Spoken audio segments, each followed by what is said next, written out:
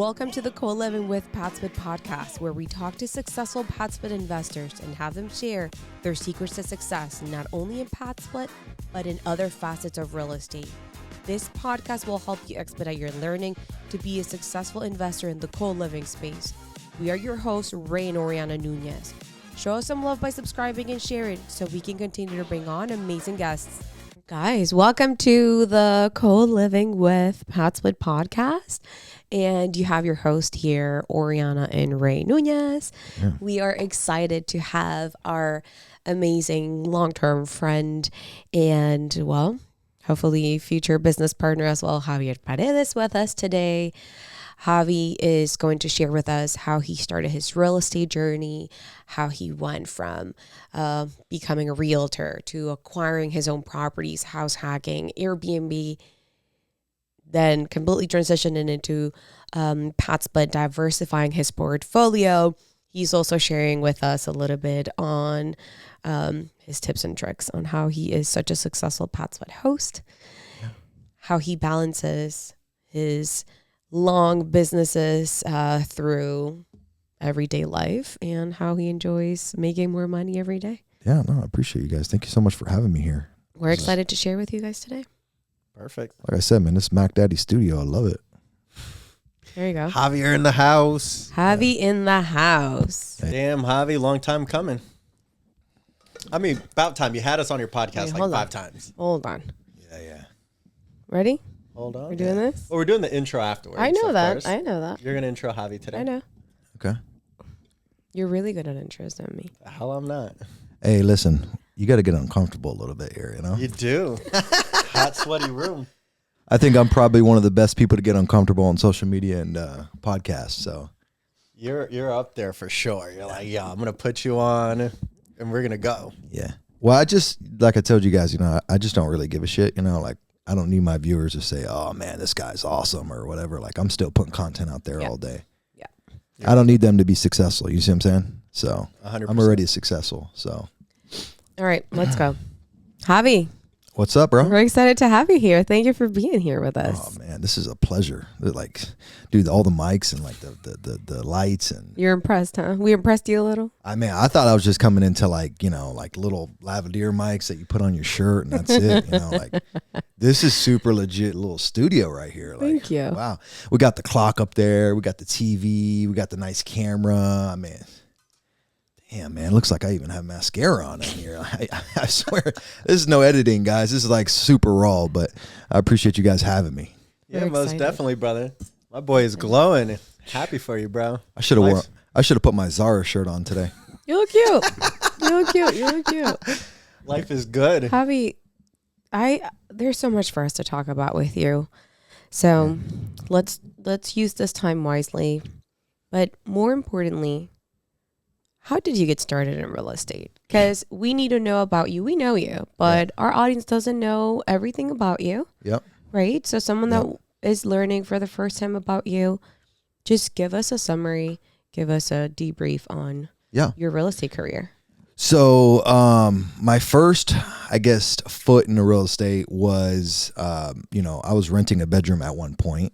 And that was for $400 a month. This is Orlando. This is in Orlando when I first moved to Orlando. From where? From actually Ocala, Florida. And I live in Ocala, Florida. That's why I was, you know, picking your brain on that market the other day because it's actually a really good market. It's not what it used to be. Trust me. It was like all like cow farms and stuff like that. But, you know, a big portion of my life, you know, I worked and busting my ass 9 to 5s, working hard, intense labor jobs. And I did that for years and years and years. And I was always a really, really hard worker. And I lived in Ocala, Florida for about 10 years. And prior to that, I lived in Miami, Florida. I'm born and raised in Miami.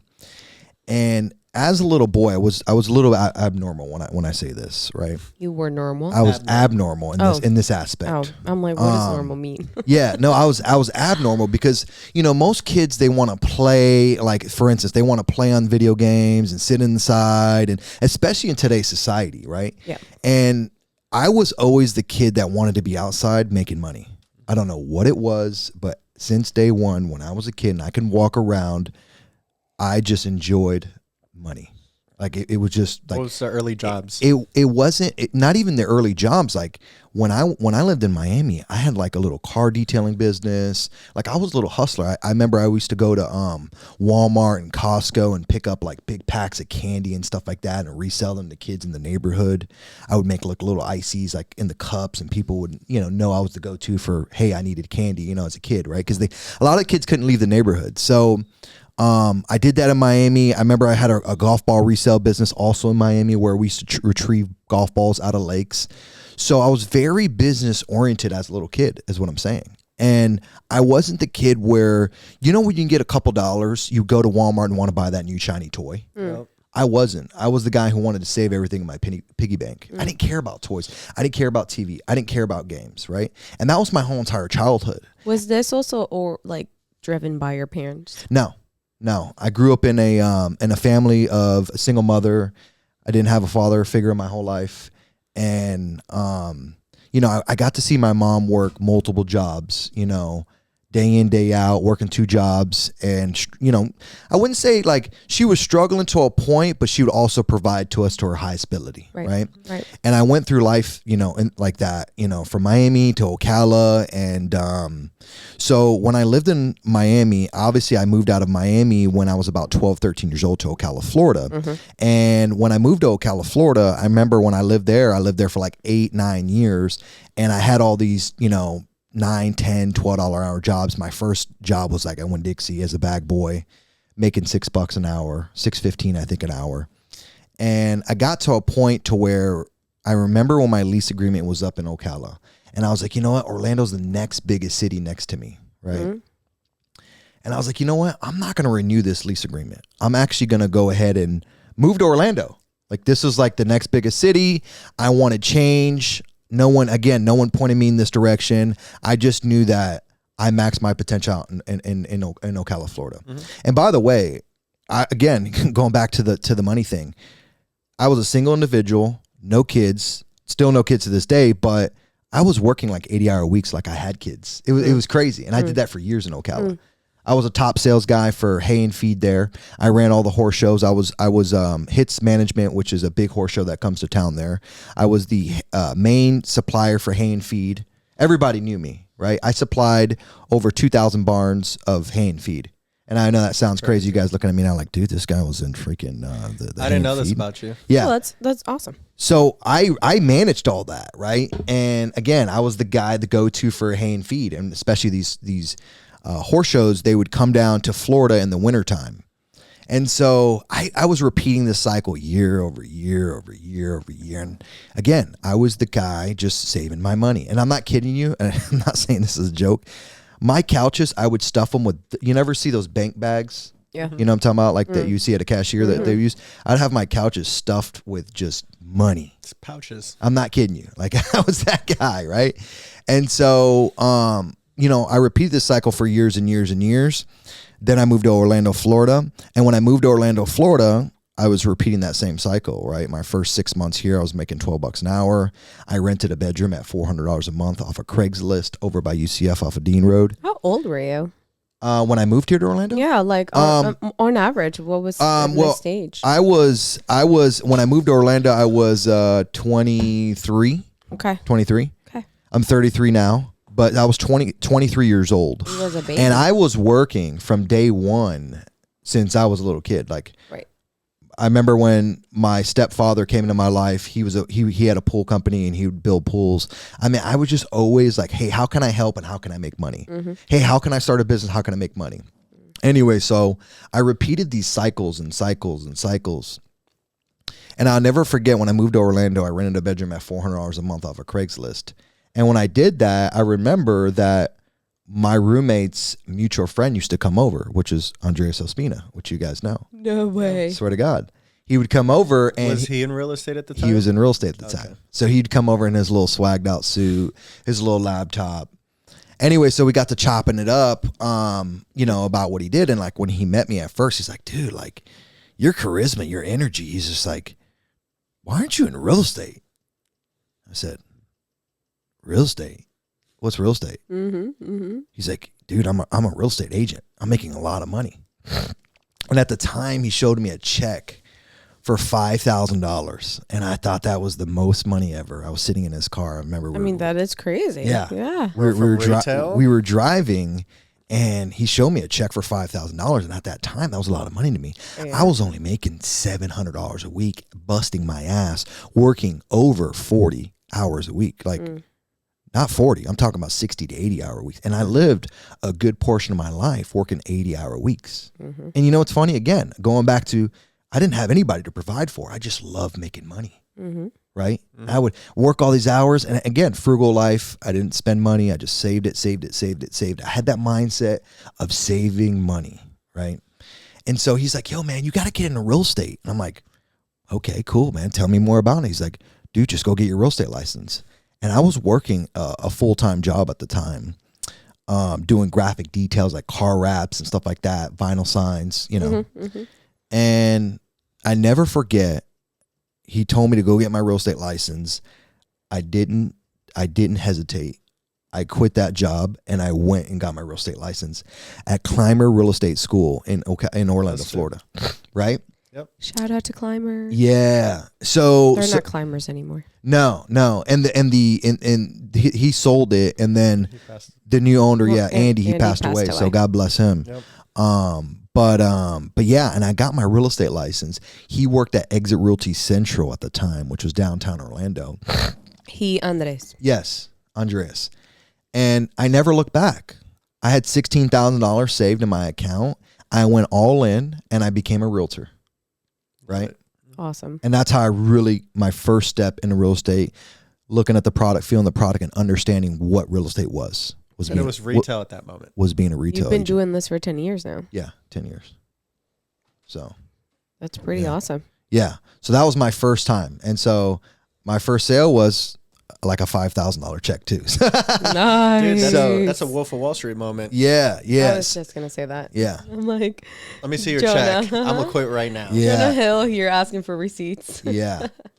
So, ever since then, I just been addicted to it. Yeah. And then what was your progression? You kept on as a realtor doing retail deals, but you did get into wholesale at some point. Yeah. So when you guys met me at Stonebridge, I was already, I think, a year and a half into the game. Yeah, Javier roughly. and us, we 16, go way 17. back. Yeah, we go way back. Like, but I think Not a lot of people know, but we go way back. But when you guys met me, I believe I was in the game for about a year and a half, right? You guys looked super profesh. We did. Yep. Oh, No, shit. Back then. Oh, I thought she was No. talking. I thought she was talking about right now. Like, Switch. dude, like seeing myself, like, oh shit, should I sit like this? Like, Should I lean harder one way? yeah. No, you guys look super profesh when we met you guys. Oh, I know. Yeah, you guys wear the suits. So did you guys see? were showing. We were. And so Showing I get hit with these Facebook reminders every I don't know, so every so often on Facebook they say like, hey, here's a 10-year look back. Here's a 10-year memory. I love that. Here's a 5-year memory. I get these all the time. And like I screenshot them because when I first got into the game, we were swagged out. We had our suits, we had our polo shirts, shirts tucked in, like just dressed to impress type deal. Yep. And so when you guys met me, I was about a year and a half into the game. But I remember when my first year in real estate, and I was traveling at a very high level as well. Like my first year, I was like, You were traveling. dude, my first year, I was just like, all right, cool. I love selling real estate. I sold like 10 homes my first year, but then I was just doing a lot of travel. Like I spent a lot of time in Thailand. I went overseas like multiple times. And one of my passions is traveling, and we'll get into that in a little bit. But what I noticed about the business very quick, because again, this is my business mentality coming in, was you're only as good as your next sale. And you can make last deal. Yeah, you can make a shitload of money selling real estate. But for me, I used it as a vehicle. Okay. And so I was like, quickly, how can I invest in the product that I'm selling? I started seeing Andreas invest in the real estate. He got into some deals, and he bought his first primary residence, and he was kind of like the guinea pig of like doing Airbnbs and garage conversions. And I was like, okay, cool. Well, I'm seeing him do it. I'm going to buy my first property. I remember when I wanted to buy my first property, I couldn't qualify through a traditional bank loan, which was, I was trying to get an FHA 3.5% down because I was self-employed and you needed 2 years of tax returns. So I waited my 2 years, and obviously I didn't know what I know now, but I waited my 2 years. got my first deal, which is a 3.5% duplex. Beautiful. FHA. Lived on one side, house hack. I was doing exactly what Andreas was doing. I was like, shit, okay, he's buying properties, he's house hacking them, he's putting half of them on Airbnb, he's living in one room. I was replicating exactly what he was doing. Didn't think about it, didn't have to do all this research. I just saw what he was doing was working, and I got to really see and feel the product, meaning like being from the investor side now. Right. I was the realtor, and as realtors, like a lot of people don't realize, being a real estate agent, you're a service provider. All you're doing is providing a service. You're just a glorified middleman, kind of like a wholesaler. Yep. And so they don't teach you how to buy real estate, being a real estate agent. Nope.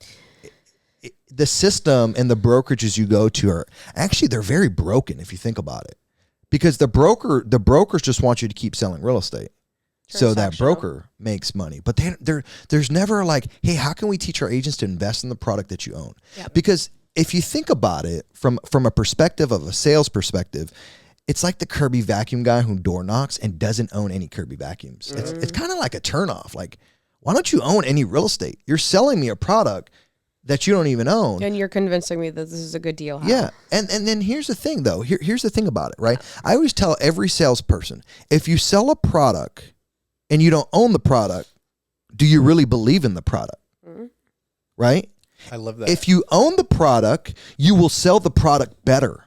Yep. Period. I don't care what you're selling. It could be computers. It can be Kirby vacuums. It could be real estate. Make sure you own the product. Like, same thing with timeshares. A lot of guys sell timeshares. They're making buku dollars. They don't own the product. That's because they don't believe in the product. They know it's bullshit. Yep. Timeshares are bullshit. Agreed. You know? And so when I bought my first deal, and a lot of people just get in the game, they don't realize when you get your first deal, you might not see and reap the rewards of that deal for the next 3 to 4 to 5 years, right? Yep. Once you start seeing that appreciation rolling in, once you start getting that depreciation on your taxes, once you start seeing month over month the cash flow, you don't really see and feel the recipe of real estate. Yep. Mm-hmm. And once I saw that, I was like, holy shit. This is another world. Yeah. Like, I can make my $5,000, $10,000, $15,000, $20,000 commissions here, and I'm not going to stop doing that. But here's my area where I want to focus a lot of time on, because that's what's going to get me out the rat race. Mm-hmm. And again, they don't teach that in being in real estate school. Not at all. Or wholesaling either. And we've had this conversation recently, and it's such a turn off for investors looking to work with realtors that are meant to guide you in the acquisition process of an investment property, yet they can't speak on the product. They don't have the experience. They don't even understand the language. Yep. Right? What returns, what does that even mean? Like, what type of product should I invest or should I use? So I couldn't agree more with what you're saying. It's so easy to become a realtor. Yeah. But we're not given the tools to get educated and to doing more. But also it's very self-driven. Yeah. Why are you not interested in buying your own real estate as a real estate investor? Yeah. To your point, like, if you don't change anything, you're going to continue doing the same transactions and transactions forever. Yep. And wasting your money on just like cars and clothes and watches and jewelry and you know, because it is a high income earning, you know, self-employed job, right? If you do it the right way. Correct.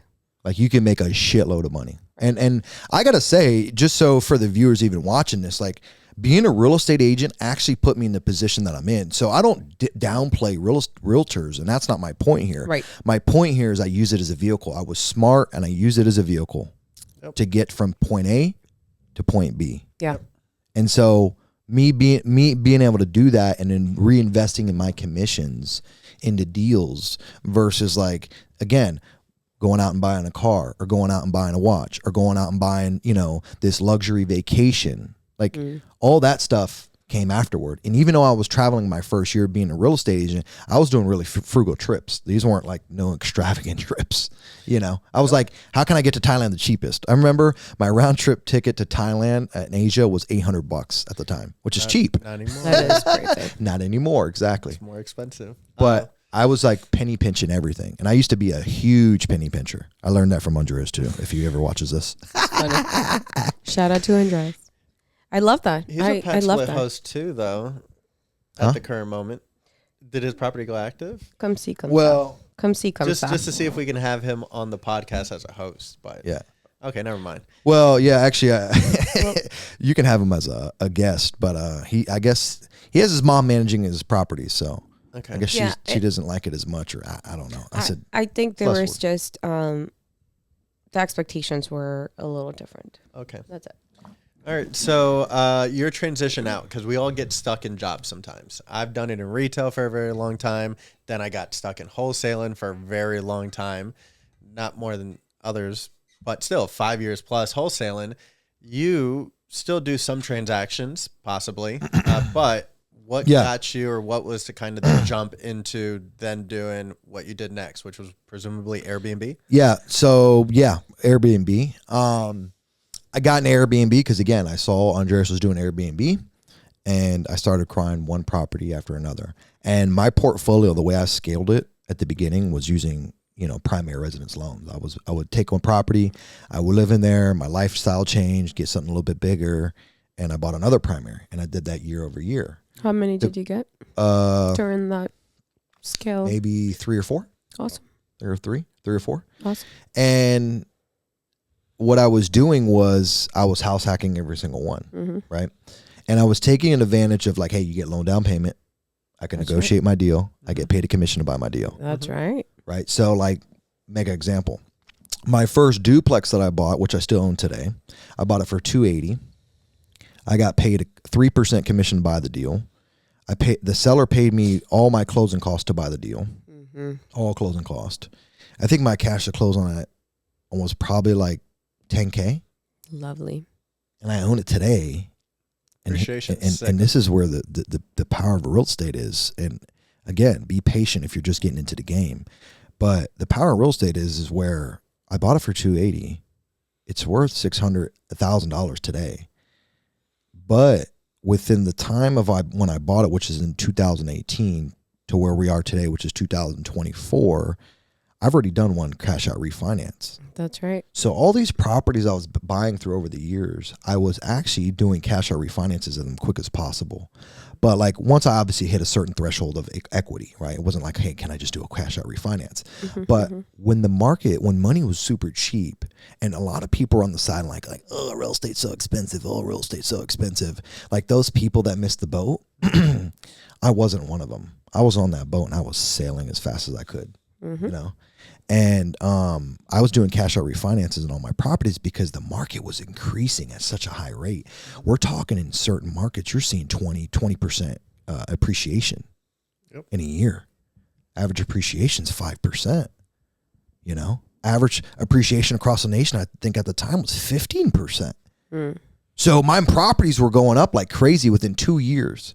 Did a cash out refinance, and then on all my properties, and I was pulling out on average, I was pulling out between $80,000 to $100,000 per property. Sexy, beautiful, dude. I came on a lot of my money on that, and then the cool thing is I was still refinancing at like 3.5% to 4% interest rates. Right. So my interest rates are still advantageous. I was pulling all this money out tax free, not having to pay any capital gains. I still got to keep the asset, keep the cash flow, keep the depreciation, keep the appreciation, still continue to get that loan pay down. And so what I was doing is I was taking that money and starting investing in more Airbnbs. And I grew my portfolio was Airbnbs. Growing one, just buying properties up, turning them into Airbnbs, buying properties up, turning them into Airbnbs. And till this day, I still do Airbnbs. Like I did one of my biggest projects, I'm not sure if I told you guys, in North Carolina, I did a resort style Airbnb. Beautiful. Huge Mac Daddy property, like ice bath, jacuzzi, sauna. It's got the mountain valley views. I'll send you the link. Where's this, Asheville? No, it's just outside of Asheville in an area called Waynesville. And so I do Airbnbs now still, but I only do luxury product. I agree. Like very, very high end. Love it. Okay. And so, and I only go into very certain emerging markets. Like I'm super picky on what properties I pick up. So I was scaling through the Airbnb, getting all I was in the game of Airbnb in 2015 when you can take furniture, putting it in a property and kill it. It's different now, right? It's gotten super saturated, gotten super regulated. And when I got in the game, dude, there was really no regulations. And again, 2015. So I was doing that and just taking properties. I didn't care where the property was. I mean, it would be in major metro markets typically, but I didn't care like as far as like, oh, this property needed a pool, or oh, this property needed to be unique, or oh, this property needed to have these certain amount of amenities. I was just like, okay, boom, property, put furniture in it, make a killing. And as a realtor, you have the advantage of seeing a lot of these properties firsthand for yourself, front right? line. Exactly. And you were getting also deals from other investors right there. So you had that advantage. Correct. So that's where I really catapulted in my real estate career. Was I was the front line a lot of deals, you know? And so that's how I used my real estate career, and that's how I used my real estate license versus being in the mindset stuck on the day-to-day. Oh, let me open up my laptop, or let me start cold calling, or hey, let me open my laptop and start working these Zillow leads. Because actually rewinding a little bit, when I first got into real estate, I remember I started buying Zillow leads at $20 a pop. Now they're about $80 to $120 a pop, depending on the zip code. I paid for ad placement with Andres, right? And so I was investing that little $16,000 I had. I was like, shit, man, I'm getting into real estate. How do I get lead generation? And I remember I was just like, you know what? I'm gonna keep it super simple. I'm gonna buy ad placement on Zillow. I asked other realtors, and they're like, dude, don't do that. That's a very bad idea. I'm like, fuck you guys, man. You guys don't know what you're talking about, bro. You know, and I'm like, yeah, it's a bad idea. You're right. Stay there. And we were making ridiculous money, right? Conversion rates were awesome, you know, and that again, that was bringing a bunch of money in, but that was the active income stream, right? You want to create that passive income stream because passive income and active income are taxed differently, right? And so I was like, you know what? I want to get as much stuff into the passive income as possible, you know, and I would just continue to buy Airbnbs and Airbnbs and Airbnbs and buy, you know, a couple properties at a time. Nothing crazy, like I wasn't like, you know, buying 900 properties a month or a year. It was like buy, you know, one, then buy another, you know, slowly but surely, like buy another. And that's how I just gained. Like I kept it super simple, you know. I wasn't trying to go like extravagant and buy hundreds and hundreds of properties, or, you know, I just kept it super simple. How can I buy another property every couple months? Right? Just kept my goals very simple. How can I buy another property every couple months? That's what I did. And I just kept doing it. Never sold, kept buying and holding. Never sold, kept buying and holding. I love that. And I never have been a flip-flopper. I've always been, right? I don't wear flip-flops, first of all, but... No chancletas for you. No chancletas. Oh, yeah, abuela. Anyways, I've never been a flip-flopper. I've always been a buy and hold guy, right? Because I want to marry my money and not date my money. And I feel like, honestly, it's very uncommon to have someone with like young like us getting in that space of the buy and hold. Yeah. Why? Yeah. Because fix and flip is so appealing because of that active cash, right? Yep. It's like a big influx of cash. Similar to wholesaling. Correct. Yep. So like, and you don't think long-term neither, right? So for you to have that mindset so early, Javi, like it's really unique and impressive. And that's also what's going to set you apart. You're already years ahead from so many others. Oh, of course. Well, we see a lot of those fix and flippers already transitioning. Can we call them flip-floppers for the rest of the show? Well, so flip-floppers are now seeing the value of that long-term play and are converting into that. So love that for you. Yeah, and going back, like, you know, if you're gonna do flip-flopping, you know, that's okay, but you just need to make sure you position yourself to where you're actually holding assets at some point. Right. You know, if you're in a position, I always tell people, like, real estate investing is about what financial position you're in. Some people might be in the position to where they need to get in a financially stable position. Right. I didn't need that. So be crystal clear on what your goals are and where you're at in life. Because where I was at in the journey, I was like buy and hold all day. I was in a position where I could buy and hold. But if you're in a position where it's like, damn, I need to get my financial status up, then okay, do a few fix and flips. Flip-flop? Yeah, do a couple of flip-flops. Yep. You know? And understand the market you're doing it in. Understand the cycle you're in. Correct. Because we're seeing a lot of conversion from flip-flops into pad splits because they're not selling. So your Airbnb conversion to pad split, and it's not that you're converting all, it's that you notice only one. that, hey, this particular property, how did that happen? Yeah, so that particular property was located in an unzoned territory where I didn't have the correct zoning for STR, short-term rental. And the code enforcement went after me, and they just did their regular protocol. They just said, hey, look, this is a cease and desist. They typically will door knock the property, and they'll try to investigate. They have their little cameras, blah blah blah. And so I actually ended up calling the code enforcement officer. Her name was Wanda, and Orange County code enforcement officer. Made really good relationship with her. Actually spoke to her supervisor as well. Made really good relationship with them, because I'm the type of person, I don't ever come from a point like, oh man, I'm doomed, or oh man, dude, this is happening to me. Dude, I was making 10 G's a month on that property, right? And so that particular property was in an area, was not properly zoned for short-term rental. So if you're getting into short-term rental, make sure that you're checking the zoning first thing, right? Because you don't want to invest into the asset and furniture and all this stuff and not know the regulations. Not only the regulations of the county or city you're in, but if you're an HOA, you need to check the regulations there. Yep. So I wasn't in a zoned area, and that particular property, when I walked you guys through it, or when I walked you through it, you've never been there, but it's a multi-family property in Winter Park, which is in a pretty nice part of Winter Park, 32789. And I was actually going to sell the property. I was going to sell that property because that's actually one of the properties I've already done a cash out refinance in. So here's the cool thing, and I'm just going to touch on this really quick. All my properties, I've already done cash out refinances in all of them. Money was super cheap. I did cash out refinances in all of them, right? Pulled $80,000 to $100,000 a door, right? And so that property is actually ready for cycle number 2 on cash out refinance. The problem is, the reason why I haven't done it is just because the bank rates are really, really expensive. Yep. Right. So right now what I'm doing is, and again, this is where you have the limited belief, or you have not the right tools in your tool belt. I can actually get PMLs, and I'm in talks with a couple of PMLs to give me my equity for a second lien position on that property right now.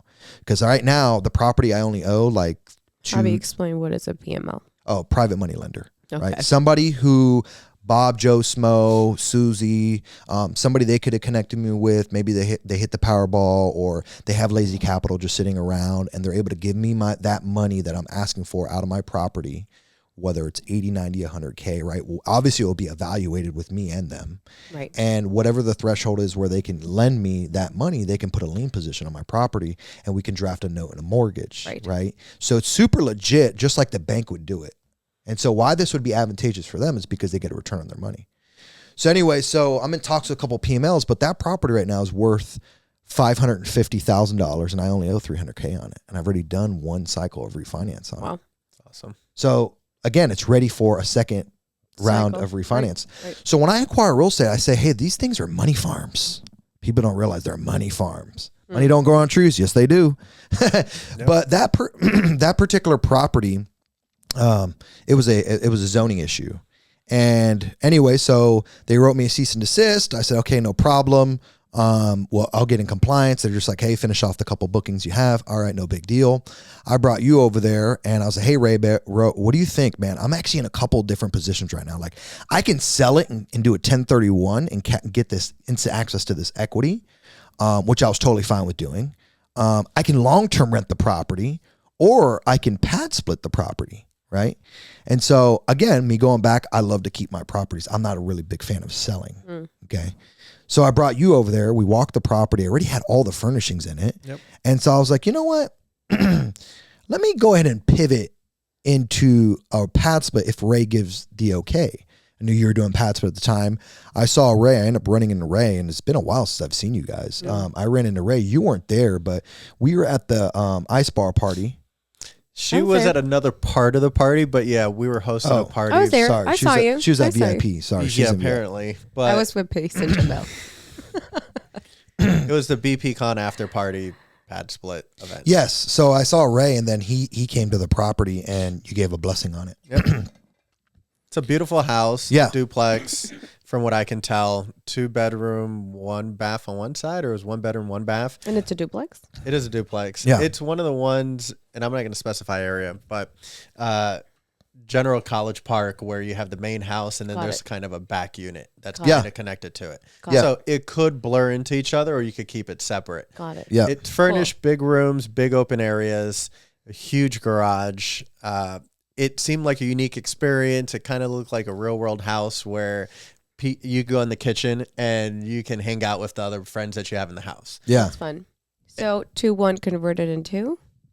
Yeah, was it a 1-1 or was it a 2-1 on the back? It was a 1-1 on one side and then a 4-1 on the other side. So then it turned into the 2-1. It's a legitimate a duplex, separately metered. Oh, nice. Everything it's on R2 zoning. On R2. Mm-hmm. Yeah. So, but yeah, we converted the 4-1. We kept as is, and then we converted the 2-1 or the 1-1 into a 2-1. Okay. Yeah. So you went from 2 incomes to potentially 6. So yeah, so that property, I was like, you know what? I don't give a shit. I'm just gonna try PadSplit.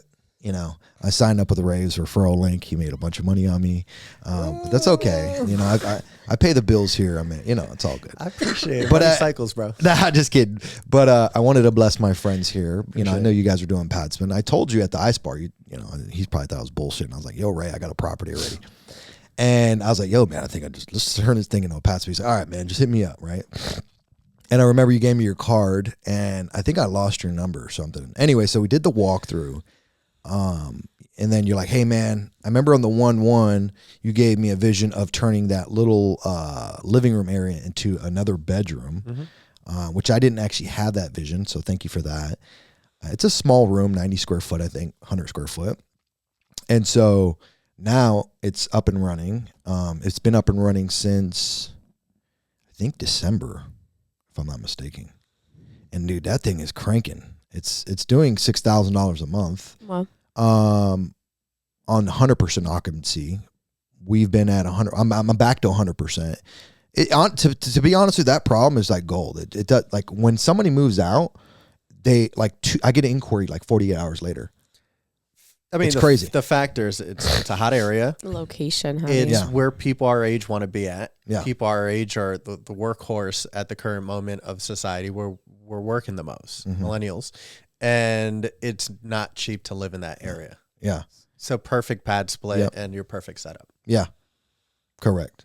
So anyway, it's cranking away, and I'm really happy with the property. I've kept it. Still has a lot of equity in it. I'm still in talks with a couple PMLs to give me to have them as a second lien position and pull equity out of that property. Love that.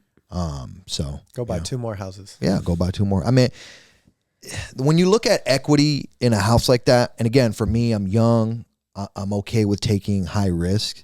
And a lot of people might say, "Oh, I'm watching this, and Javier's over leveraged. I don't feel comfortable with that." You're going to get those type of viewers. I already know you are, right? And that's okay. That's totally fine. It goes back to, you have to ask yourself, what is your risk tolerance? Just like Jerry Norton said at Squat Up Summit, your income is equivalent to your risk tolerance. You know, if you're not taking risk, if you're not getting uncomfortable, you're going to stay stagnant. You know, no matter what, Google, Amazon, all these big companies, flip-floppers, top flip-floppers, wholesale, like you have to get uncomfortable in order to take it to the next level. And that's with anything. Same thing with content. Like a lot of people are afraid to sit behind a camera. People are afraid to do what we're doing right now. They don't want to be publicized. They don't want to have their stuff out on social media and hear people critique them. Guess what? Again, going back to what I said, I don't give a fuck. Like, people can continue to comment on my stuff. Thank you. You're boosting the algorithm. Thank you. I appreciate that. Keep doing that. So whether it's negative or positive, on the social media realm of things, you're helping. Don't ever get attached to what people say. Oh yeah, no, for sure. It doesn't matter. For sure. Like right now, I have a I don't know if you guys know. There's a whole the CEO of PadSplit. We you watching it? Yeah, we tagged him. We tagged him because of No. On that one, I'm just like, yes, keep commenting. All right, my name's popping up. My Javier. I'm like, I was wondering if you were paying attention to it. Yes, I am. Of course, dude. I'm just like, yep, perfect. All right. Yep. Thank you. Yeah. I don't need to get in debate. I mean, you can debate about anything, right? It's an open platform at the end of the day. Yeah. Again, you can debate about anything in life. I can debate about cash out refinances. My viewers can debate about cash out refinances, right? Anybody's going to have a different approach and a different opinion on something. And that's okay. We're all opinionated. And guess what? That's what makes us unique. We're human beings. So I'm not going to sit there and chime in and keep going back and forth with somebody who is going to be combative and, give their... So you guys already have that you guys do your expertise jobs. But again, like it boosts the algorithm. And I'm just like, all right, another post up. All right, post up. Always like heart. Yep. Like Hard this one. comment. Yep. So I love those because I get a lot because we run a you guys know I'm big into social media, so we run a lot of shorts on YouTube, and I get some of my YouTube shorts get 10,000-15,000 views. That's awesome. I got one of them. It's the craziest shit. You never know what people are going to comment on, right? I got one where I'm talking about, like, there's so much content. I drop bombs, like gold. No one says anything, right? Yep. And then there's this, I got several that, it's the stuff that you talk about. You never think that is going to be the most viral. That's right. right. Yep. That's right. I got one I'm talking about a piece of plumbing. I had so many plumbers comment on that damn thing, right? It was funny. I had like 50, 60 comments on one little short. Wow. On a 60-second short, over 10,000 views, and I got like 7 more subscribers on it. And you don't know nothing about plumbing. Yeah, exactly. Yeah. It's never the HELOC or the refi is fantastic. No. So people are always watching, and people are afraid. And again, going back to what I just said now, a lot of people are afraid to get out of their comfort zone, and that's where the growth happens. That's right. So with that property in Winter Park, going back to it, it's killing it on PadSplit. I'm really happy with the performance. I'm trying to take down more Orlando deals. They're hard to come by on creatively. I know you guys aren't in the creative space as much as I am, but I would love to get 10 more over there. Yeah. I'm so happy you made the pivot. Yeah. Right? A lot of people can be a little hesitant to try something new for I'm not scared. I love that. I'm not scared. Right? But we get scared. Well, there's leaders, there's followers. There's people that need to have everyone else try it first before they do it. Yep. And it's like, okay, everyone else did it. Now it's safe for me to do it. Yeah. And then there's that risk reward benefit. You're starting early, equally to Airbnb. You started early, you benefited so much from it. Oh my God. That when times got a little bit more difficult, you're like, so what? I still did freaking great. I already milked the cow. Correct. That's what I look at it. Been here, done that. Okay, gotta go.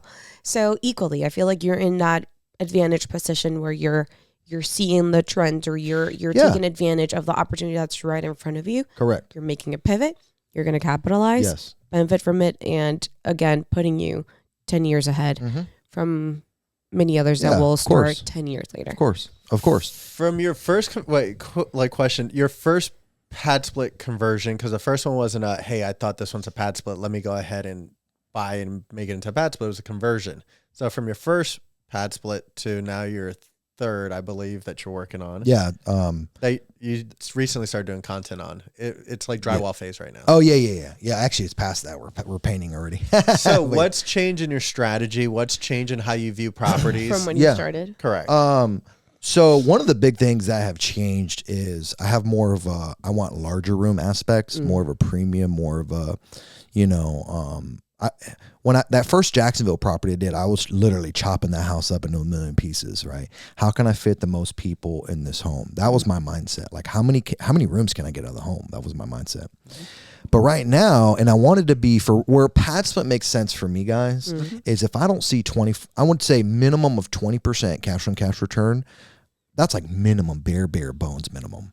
But I really want to be 25 to upwards of over 30s and the low 30s cash on cash, right? That's my goal. And if I take down a deal, it's got to meet those numbers. If not, it doesn't make sense for me. By the way, as crazy as what Javi just said, it's possible to achieve that with PadSplit. Yeah.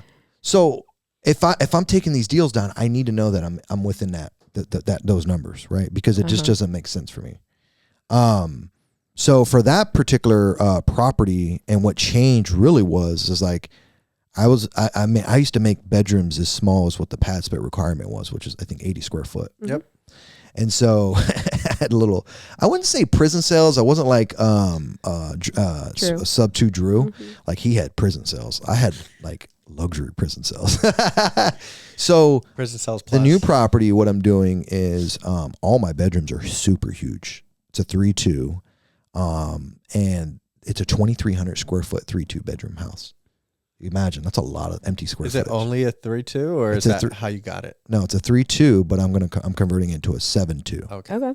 I was actually going to make it an 8-2, But again, I was like, you know what? I'd rather deal with less members and potentially have a higher retention rate because my rooms are going to be bigger. Right. Yep. Now, since day one, I've always have spent that extra couple bucks to soundproof walls, to go, buy higher quality pillows, mattresses, getting different color bed frames, stuff like that. Like a lot of PadSplit members, they do all black bed frames in every single picture, right? And so it makes like when the member user experience, when they're going looking at that property, however much they're scrolling, they're like, every single bedroom looks the same. Nothing's unique. Yep. And people don't realize people buy off of color.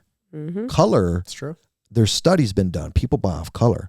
So I'll use unique colors that actually are warm, that are inviting.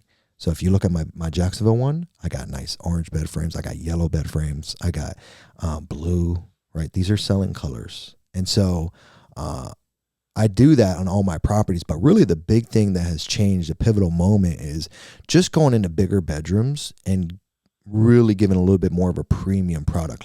And when I say a premium product, like what I was doing before was unique and premium, but the biggest thing I'm doing on this new one is like my biggest bedrooms, like all the bedrooms are like, I'm not kidding you, they're like, dude, they're huge. I don't know, man, like 15 by 15s. Like they're huge. Awesome. Nice. Like they're huge. They're That's huge. Awesome. So one of the unique things I'm doing, like the back porch area where one of the rooms connects to, previously I wasn't putting any furniture in there. Now I'm going to make it really nice and cute, where if somebody wants to have a cup of coffee, smoke a cigarette in the morning, or read a book, it's inviting. I can showcase that, right? Yep. In my other room, which is about the garage conversion, I did that, and that thing is huge. It's probably like a 300 square foot room. And I'm thinking I'm going to make it like a little bit bigger of a TV, make it like a little living room, little studio apartment type deal in that room as well. We always think about like, hey, we don't really want to make them too inviting because we don't want people to, invite other people over. But I'm also in a point to where it's like, I see a lot of people are getting a PadSplit and I want to continue to stand out, right? I want to continue to have a unique product. I want to be able to charge a premium for my rooms.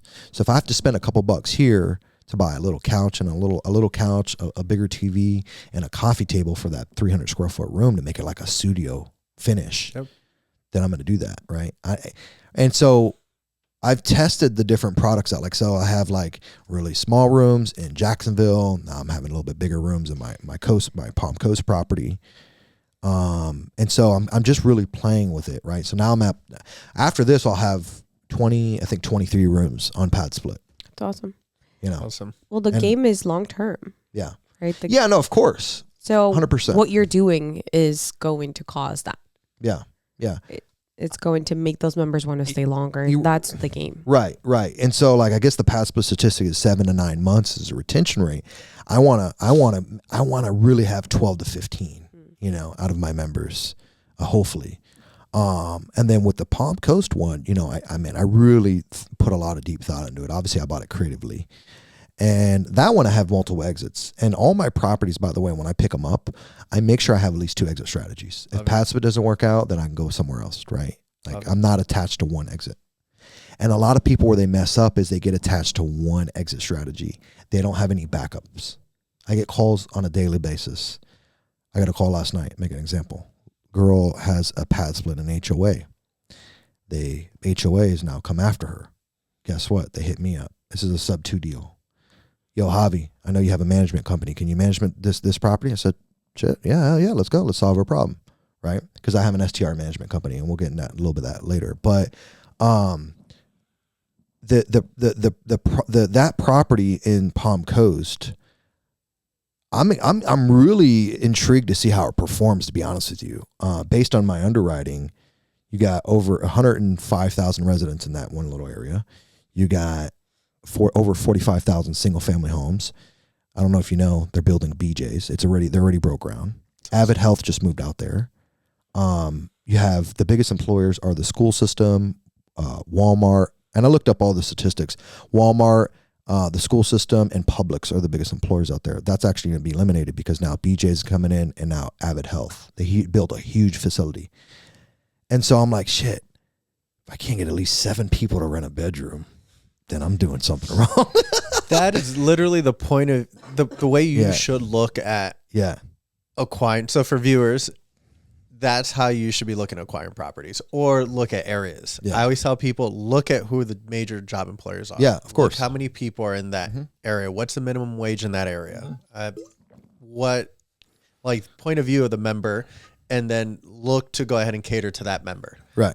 And even when you were running comps, I remember on one of your properties, you're like, hey, so I didn't have all the stats on the website. So I just looked at the available rooms, and I looked at similar size rooms that were on there, and I just kind of blended the three and made a comp out of it. Yep. And I'm like, fantastic. I didn't have to tell you that. Yeah.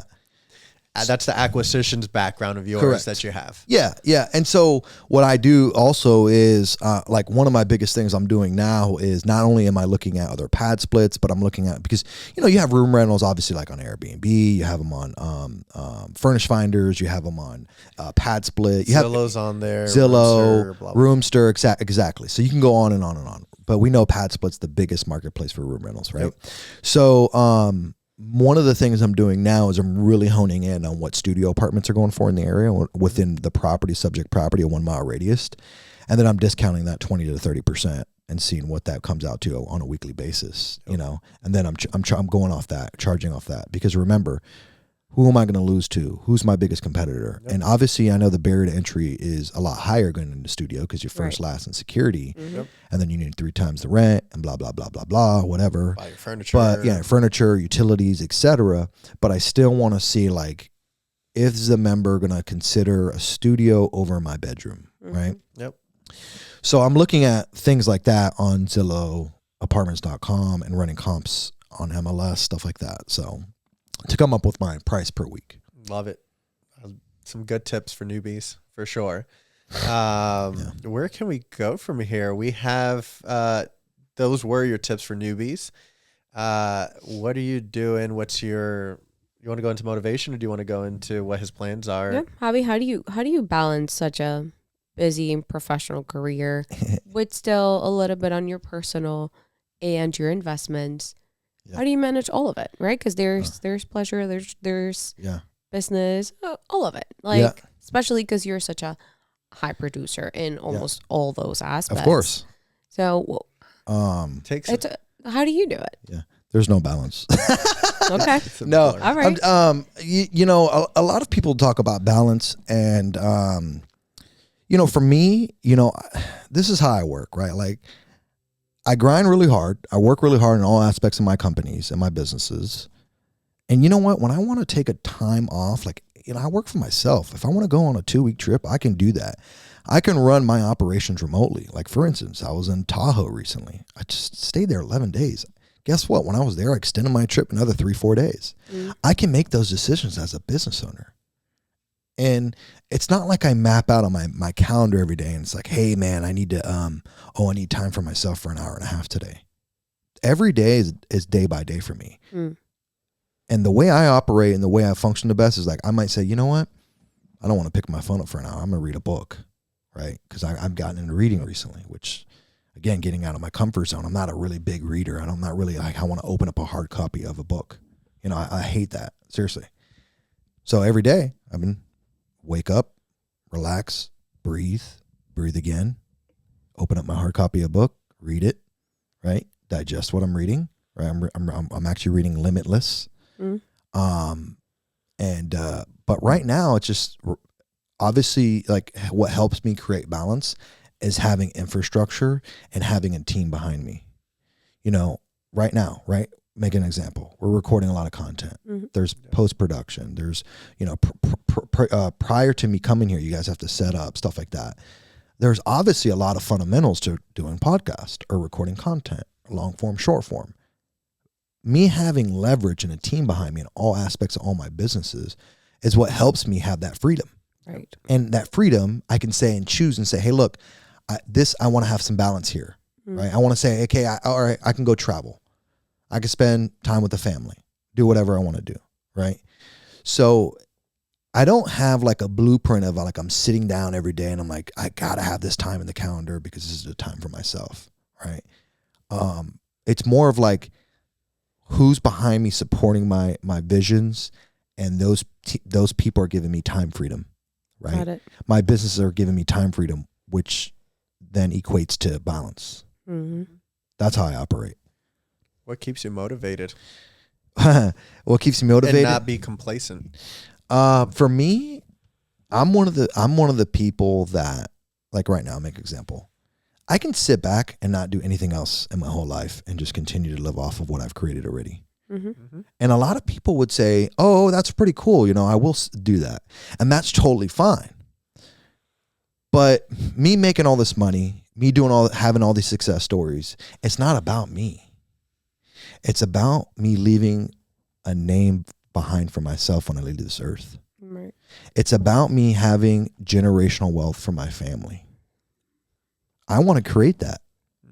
And that is not in my family. I grew up, again, going single mother, struggling, working 2 jobs, barely making ends meet. I mean, she provided for us. Yep. She did a damn good job. But shout out to mom. Right. Shout out to mom. But I saw that, right?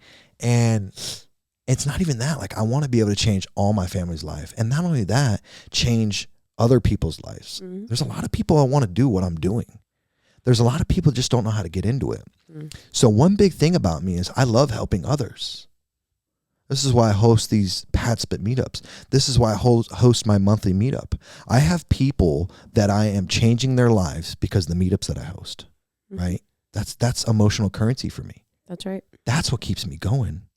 The generational wealth, that's what keeps me going. I'm already making a shitload of money. Like, when is it not about the money, right? Right. Like, I can keep making that. I'll always make that. There'll be times I make a lot of money. There'll be times that maybe I don't make as much. But I'm not attached to that outcome. I'm attached to the outcome of others' lives changing because of me. Yep. That's what motivates me every day. It's beautiful. Yeah, man. The impact you cause in others. Absolutely.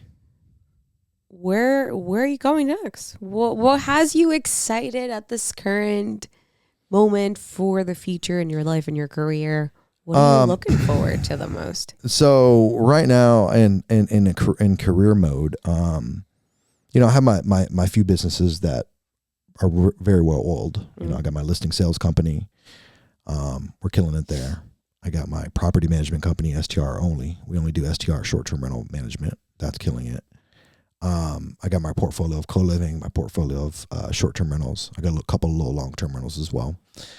And right now, being that I've been in single family for all these years, I've gotten to a point where I don't really get excited buying another single family home. And again, it's that stagnant. And I don't feel like I'm learning anything new. Like, and I know a lot of people watching just like, man, I wish I can have the properties he has, or man, I wish I can get my first deal. That's exciting to them. And I was in that position at one point. But right now where I'm at is like, you know what? I love single family, and single family always have my place in my heart. Again, I'm going back to that using it as a vehicle mentality. Yep. I've used it as a vehicle, but I'm not really learning a whole bunch of new things. Now, I'm not saying I know it all. That's not where I'm coming from. But I want to scale faster. I want to go bigger, faster. And this is, again, me, not you guys, not our viewers who are watching. It's your cycle that you mentioned earlier. You were in a cycle before. Exactly. Family cycle. So it's a single family cycle, right? Like, it's not in line to where I want to be financially. It's not where I'm doing bad. I'm doing really great, but I want to focus on boutique hotels, right? Because I'm in the hospitality space, and 75 to 150 value add C-class multifamily units. Right? Love it. I'll always buy single family, but I will only buy, and this is going back to what I said earlier, I only buy stuff that gives me 20 to 30% cash on cash returns. Right. I only want to buy good deals. I get deals sent to me on a daily basis. I have unlimited capital right now. People believe in me. I have so many people right now that are waiting for that next deal, and they're like, Javier, we'll fund the whole thing. We'll give you 50% ownership. I want to come in as a PMP. I love what you're doing. So those meetups and people seeing me online, obviously people know, like, and trust me. And I've built a presence in the communities that I'm in. And so I'm focused on A, acquiring only really good single family deals, and then B, bigger commercial projects, 75 to 150 unit, value add multifamily in Florida, North Carolina, and Texas. And so that's why I was at the Fund of Funds launch, because eventually what I'm going to do is I'm going to open up a 506c, a blind fund, and start raising capitals, I will start out as a syndicator. I'll syndicate my deals. Mm-hmm. But until you really get those assets under management and you have a proven track record, it might be hard to have a blind fund, right? So I'm going to be strategic and just do it the other way around and syndicate. And but yeah, focusing on those bigger deals, because bigger, faster is one of the things that I'm living by right now, right? Single family's cool and all, but it's just like one house here, one house there, one another 2 hours away. It's just not as dense, and I'm looking for density within my real estate portfolio right now. I want density. I want to have one team that manages 150 units rather than 15 teams that manage 10 single family homes. You know, I want to have one insurance policy, not 15 insurance policies, right? And I want density. So that's really the move. I'm also in a multifamily mastermind as well. So one of the things, anytime I want to level up in something, by the way, I always find out who's doing it the best. And I buy into whatever they're doing. They have a course. They want 10, 15, 20, 30, 40K. I don't care what you want. I want to learn from you, right? And so a lot of people get caught up when they're doing something like, oh, I just need to figure it all out on myself. And that's actually the biggest mistake. You find out who's doing what you want to do at a high level, who you know, like, and trust, and invest into them. And replicate what they're doing. Don't reinvent the wheel. I mean, this stuff has been going on forever, right? Yep. And so that's like my shortcut to things. And that's why, like, right now, like, I got into sub 2. Well, sub 2 has made me millions of dollars. I spent $10,000 to get in that mentorship. And a lot of people are probably thinking like, man, 10 grand, that's a lot of money. Well, think about how much money I've made. Think about the relationships I've made. Think about the money I've raised. It's an investment. It's a write-off. Think about the tool belt, the new tool that's on my tool belt, because I didn't know creative finance. I had the broken mindset. When I first started scaling my portfolio, I had the broken mindset. It was like, I need to use banks. I need to use my own money. Because this is what we're trained. And if you don't think outside the box and you don't get creative in life, you're just going to be black and white with everything. You won't think outside the box. That's right. And most people, us as human beings, we're typically followers, not leaders. So if you see your parents doing a certain style of stuff, of financing and success in their life, in school, whatever they did, you're typically going to follow that trail. You see what I'm saying? Yep. So anytime I want to do something, I get in the rooms of people who are doing it at a high level, right? And so I've been in a multifamily mentorship since the end of last year because I want to go bigger, faster, and I want to scale into multifamily, 75 to 150 units. Absolutely makes sense.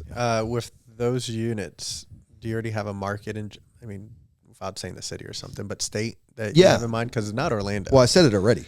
I don't know if you remember. I said it's at North Carolina, Florida, and Texas. Okay. I need to hone in a little bit more on my buy box. Again, it's me taking imperfect action, but those are the markets I would love to go into. I would love to have 150 units in my backyard, but probably not going to happen. Yeah. So you got to really open up, you spread your wings, stuff like that. So, and there's not like, when you get into these bigger deals, and by the way, the reason why I say 75 minimum is when you're in big projects like that, that's typically when you can get a third-party management company involved and be able to have a business versus like self-managed stuff. You see what I'm saying? Yep.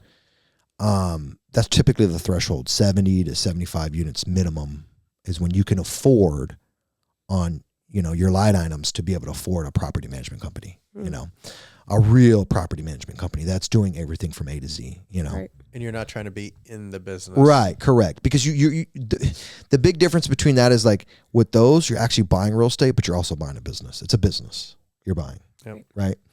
So, but yeah, Florida, Texas, North Carolina. I love the Carolinas. I don't know if you guys have been, or I don't know if you guys do anything out there. Like I have properties. Carolinas are freaking awesome. Yeah. Great booming markets. You got Raleigh, you got Charlotte, you got Asheville. The just even west of Asheville, it's just blowing up out there. Yep. And also the operating expenses out there are a lot cheaper as well. And property insurance, just overall, I just love the market and I love the mountains over there as well. But one of my markets I would love to go into for those type of asset classes, and even single family, which I've been buying single family over there, is North Carolina. Out of all three of them, ones that I named. Yep. Javi, what is the biggest advice that you would give someone that's looking to get into real estate investing specific? Yeah. Going back to what I said, I mean, if you can't afford, I know, it's huge, swallowing a huge chunk of money, 9, 10K to get some of these memberships. Some of them are 5, some of them are 2, whatever. Find someone who's doing what you want to do. Okay. And start collaborating with them. Ask them how you can help them. Lead with value.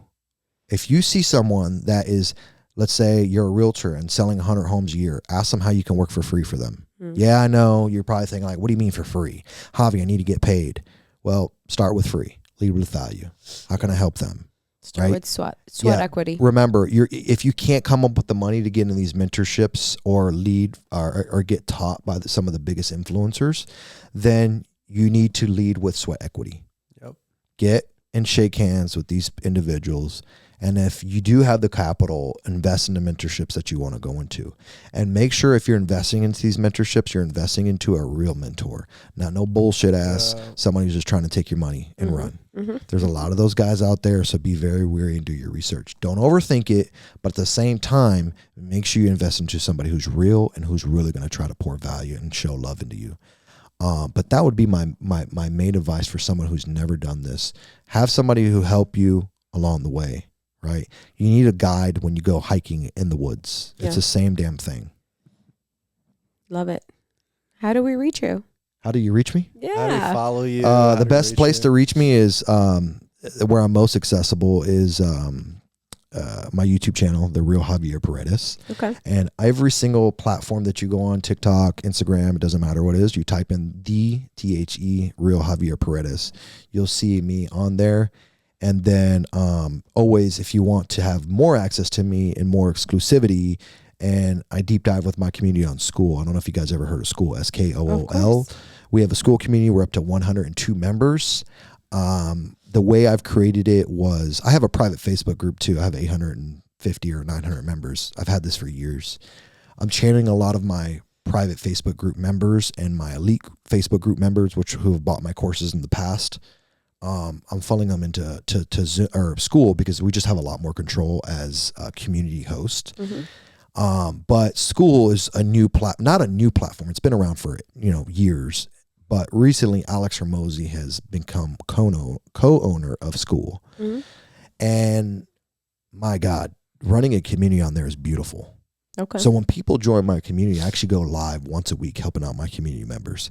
And that can look like, hey, look, anywhere from underwriting to acquiring deals to being able to insert yourself in my brain, And so I've created that. And so if you want more exclusivity with me, and the community that I've cultivated on School, which is growing at a very rapid rate, I'd love for you guys to join. You can go on my YouTube channels and click the description below, and you'll be able to see my School link. And I would love to have you guys in my School community so I can help you guys catapult into your next deal or wherever you want to be in life. Love it. Thank you, Javi. Thanks for being here, brother. It was beautiful having you here. Thank you for sharing with us. What do you guys think? Did I do a good? Fantastic. Did I do a good job? Great job, bro. Can I put my script down right now? Yeah, of course. Thanks for tuning into the Co-Living with PadSplit podcast, hosted by Ray and Orianna Nunez. For more exclusive content and community updates, join our Facebook group and follow us on all social media platforms. Stay tuned for more episodes.